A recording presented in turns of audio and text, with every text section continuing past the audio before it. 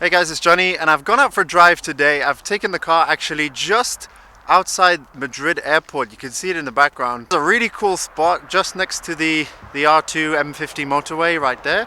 Got a great view of the planes coming in and out, and honestly this is a real jewel, a real nice discovery that I've made today. So I brought the camera along to see what photos I could bring. I also brought it along to make another vlog style video for you guys where we talk about travel, money, savings, as we always do. And so since we're just outside an airport and we're going to see a lot of planes coming in and out, I thought a good topic for today's video would be how to save money when booking flights, and some tips and tricks that I've got from my experience to make sure that you don't overpay and you pay only what you need to pay when booking flights. So guys, with that said,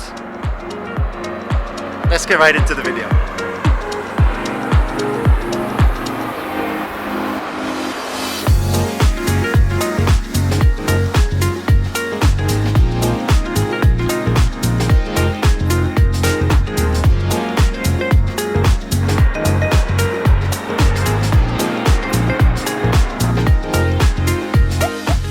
So you can see the airport just there. This is runway 36L at 18R if you're looking for it. You can find it on Google Maps. You also see the four towers at the top of Paseo de la Castellana, Plaza Castilla there. Got a nice view of the mountains from here as well. So you can see it's been snowing up in the Sierra of Madrid. Probably can't see this on camera as well, but we've got a couple more flights coming in. You can see the lights of the aircraft in the sky. Really nice view, and it's a good time of day to come. You get to see the nice sunsets over the airport and over Madrid as well. Okay guys, so my first tip when it comes to booking flights is use flight comparison websites. Now my go-to is Skyscanner, which some of you may be familiar with. Skyscanner allows you to search for your destination, allows you to put in the date, and it will give you the different flight options that are available for those chosen dates. It'll show you which airlines, what the price is, if there are any stops, layovers, etc. When you're taking the flight as well. And for those reasons, it's probably one of the best flight comparison websites to look at when it comes to booking a flight. But in addition to being able to compare flight prices, times, etc., Skyscanner will also allow you to select a whole month, for example, and it will give you within that month the best dates that are available for that flight to give you the best price. And another great feature it has as well is the everywhere feature as the destination. Now let's say I live in Madrid and I want to go traveling, but I want to go somewhere cheap. I'm not sure where to go. I can put in Skyscanner everywhere as my destination, and it will give me a list of destinations ranking from the lowest to highest in terms of price. So if you're looking for the best deals, you're looking for an affordable place to travel, then this can be a really good way to find it. It's helped me in fact discover new places, new cities that I maybe wouldn't have otherwise visited if I hadn't looked at it. So I'll leave the link for Skyscanner in the video description for you to check out. When it comes to picking your flights as well, be mindful of when are the high seasons for travel. So typically December, January, with people traveling for Christmas, and then people traveling around Easter, March, April a little bit, and then June up to the beginning of September are typically the high seasons for, you know, summer holidays and people traveling, taking time off work during the summer. So that pretty much leaves, you know, end of January, month of February, and then end of September, October, November are what I've found to be some of the cheapest times to travel and get some of the best deals when it comes to looking for cheap flights.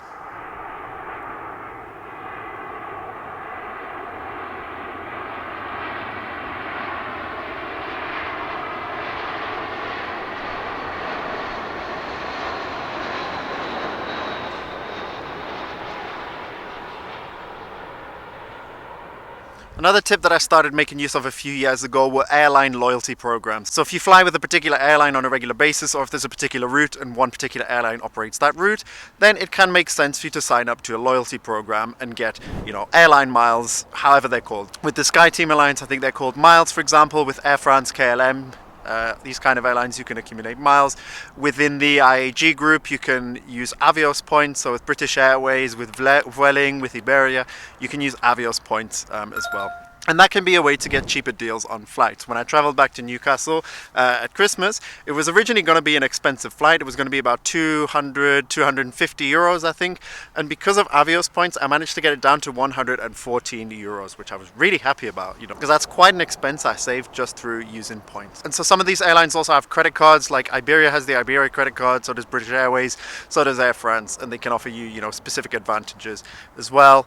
And you can accumulate miles and points on everyday spending spending by using those cards. Of course, if you're going to take out a credit card, be responsible with it, pay it off every month, and use it only for your regular purchases. That's my tip. There's the flight coming in from Istanbul. Went to Istanbul last year in August. Had a really good time. Made a vlog about that, so if you haven't seen it, be sure to check it out. Flew with Turkish Airlines as well, actually. There's a Turkish Airlines flight coming in now. And yeah, very positive experience flying with Turkish Airlines. Probably one of the best carriers I've actually flown with. Yes. Now, when you're booking your travels, another way to save money is to travel light, to take as little things as possible, and to try not to have checked luggage, because checked luggage is becoming more and more expensive, I found, and the weight allowance for checked bags also seems to be going down as well. I remember it once being 32 kilos, and now it's typically 23 kilos. You've also got airlines like Ryanair, like EasyJet, which are getting very, very strict with hand luggage, and they will only take a certain size. So if you can manage, not buying priority with Ryanair, or fit everything in one small bag, then that can be a good way to save money as well. In theory, it should also save time because you don't have to wait for a checked bag to come off the conveyor belt at the airport. But from my Christmas travel experience, I find that when it's busy, a lot of airlines will just check in your hand luggage for free anyways.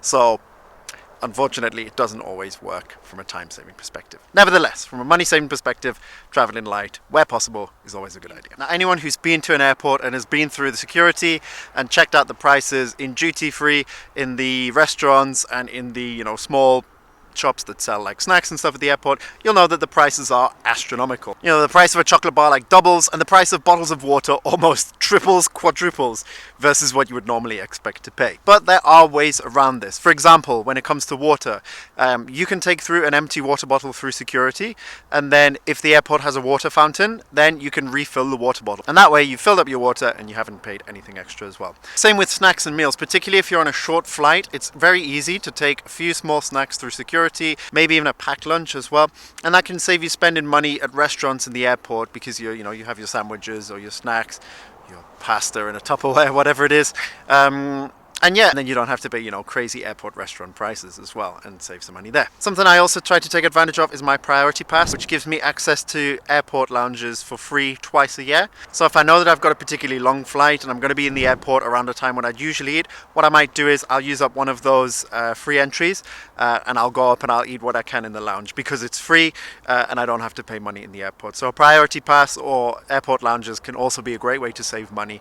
Of course, there's an initial cost involved, but if you're traveling frequently, or you're getting like the 2 free entries that I get per year, and you use them wisely, then it can also be a really great way to save money. Also on longer flights, especially long haul flights, you'll be served a meal, maybe 2 meals even, during the course of the flight. Again, you could take some snacks with you to the airport, have them before you get on the plane, and then you don't have to spend money again on a meal at the airport. You just have a few snacks, and then you get your big meal once you're on the plane.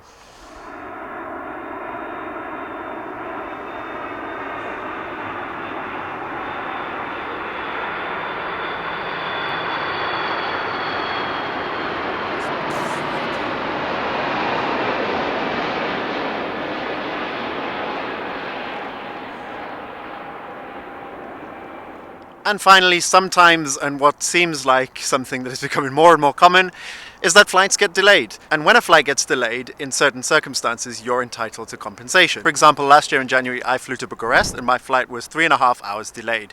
And when I tried to claim it and follow up with the airline, about why the flight was delayed, they told me that they weren't able to reimburse me. They were able to give me a meal voucher or something like that. So unsatisfied with their response, I actually went to AirHelp, who is a company that specializes in claiming compensation for delayed or cancelled flights. AirHelp have a specialized team that know the conditions of compensation that you're entitled to in the case that your flight's delayed, and they're able to do all of the work and negotiating with the airlines on your part. They will take a commission, but at the same time, you will get some of your money back. And I can tell you that the process was much easier with AirHelp. I got about 200 euros back than it would have been had I tried to do everything myself. It would have been a long, drawn-out process, and to be honest, I would have found it difficult to make a case. So if you do have a flight delayed, check if you're entitled to compensation. And if you want to check out AirHelp and see how they can help you if you've had a cancelled flight, I'll leave the link for them in the video description as well. So those are my top tips, guys. I hope you found them helpful. Leave a comment and let me know as well, how do you save money when you've got to take a flight? I have to get the timing perfect for this one. Ah, there it is. Next time, I'll see you on the next one, and let's get this money.